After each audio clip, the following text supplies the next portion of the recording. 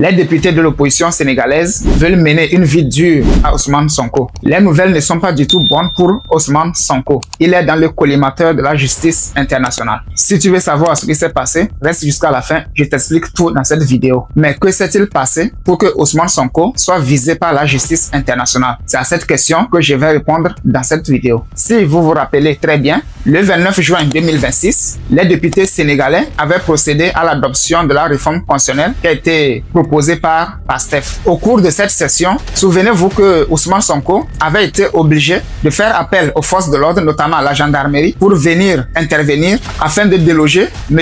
Abdou Mbow, qui est notamment le 4e vice-président de l'Assemblée nationale et membre de APR, Alliance pour la République. C'est le parti de Macky Sall. Et ce geste n'a pas beaucoup plu à l'opposition, qui dénonce des violations graves au processus démocratique. Et c'est dans cette optique qu'ils entendent unir leurs voix afin de saisir les instances internationales pour se pencher sur cette question. Mais est-ce que le geste que M. Abdou Mbow avait posé n'est-il pas contradictoire aux valeurs démocratiques? Il avait refusé de libérer la tribune afin que d'autres députés puissent passer pour faire entendre leur voix. Et dans ce cas précis, qu'est-ce qu'il voulait qu'on fasse de lui? On allait juste le laisser là-bas afin qu'il soit un obstacle pour les autres députés? Je pense que non. Le fait qu'il était resté à la tribune et refusait de partir obstruait beaucoup le déroulement de la séance. Et c'était tout à fait normal que Ousmane Sonko, étant le président de l'institution, prenne ses responsabilités en trouvant une solution à ce phénomène. Et c'est ce qu'il a fait. Du coup, je ne vois pas jusque-là, là où le problème se trouve. Vu qu'ils ont échoué sur le plan national, ils veulent transporter l'affaire maintenant à l'international. Ils disent qu'ils vont saisir, entre autres,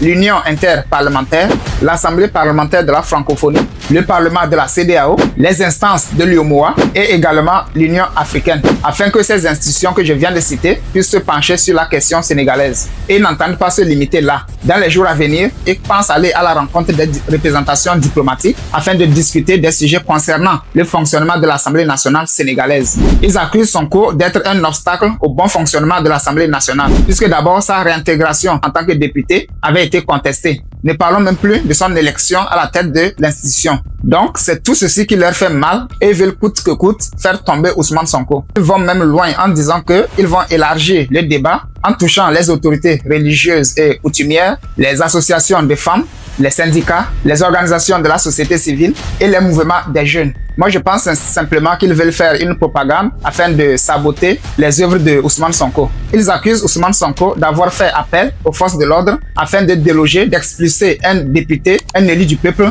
de l'Assemblée nationale. Mais dans ce cas, qu'est-ce que Ousmane Sonko allait faire? Il était à la tribune et constituait un obstacle aux autres députés. Dans ce cas, qu'est-ce qu'il allait faire? On lui a demandé à maintes reprises d'aller s'asseoir, il a refusé. La seule solution était les forces de l'ordre. Mais je vais rappeler ici un fait très intéressant. Sous Macky Sall en 2022, plus précisément le 12 septembre 2022, lors de l'élection de Amadou Mame Diop en tant que président de l'Assemblée nationale, il y avait un fait qui s'était produit. Le député PASTEF Guy Marius Sagna avait été expulsé de la salle par les forces de l'ordre parce qu'il dénonçait les irrégularités dans l'organisation de cette élection. Et à l'époque, l'Alliance pour la République, c'est-à-dire le parti de Macky Sall, était majoritaire à l'Assemblée nationale. Pourquoi ces députés n'avaient-ils pas défendu le fait que Guy Marius Sagna soit expulsé de l'hémicycle constituait une violation des valeurs démocratiques? Pour quelles raisons ils n'ont pas contesté? Mais arrivé à leur tour, ils trouvent un argument. Ce qu'ils doivent savoir, ces gens de l'opposition, les faits ont tendance à se répéter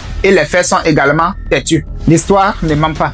Il y a un scénario que je cherche à comprendre. Les députés de APR, c'est-à-dire le parti de l'ancien président Macky Sall, soutiennent aujourd'hui Diomaye Faye dans sa politique. Mais c'est contre ces mêmes personnes que Ousmane Sonko, PASTEF, Diomaye Faye et tous les autres avaient combattu pendant de longues années. Mais aujourd'hui, c'est ces opposants qui reviennent pour soutenir encore Diomaye Faye dans sa politique. Qu'est-ce qu'ils veulent prouver exactement? La vie de Sonko n'est pas aussi facile, faut le reconnaître. Après avoir lutté pendant de longues années contre l'ancien régime, il faut encore aujourd'hui lutter contre ses amis d'hier qui sont devenus aujourd'hui ses ennemis ou ses rivaux. Vous voyez que ce n'est pas du tout facile. C'est une lourde responsabilité, c'est une lourde charge et une très grande bataille. Qu'est-ce que la CEDEAO, l'UEMOA, l'Union africaine vont faire dans cette affaire concrètement? Ils se précipitent, mais je pense que la réponse de ces organisations serait « Nous sommes incompétentes pour s'ingérer dans les affaires internes de l'Assemblée nationale ». Ils n'ont qu'à s'attendre à cette réponse. Si tu es nouveau, n'oublie pas de t'abonner, de liker, de commenter, de partager la vidéo afin qu'elle atteigne un maximum de personnes. Merci et on se retrouve dans une nouvelle vidéo.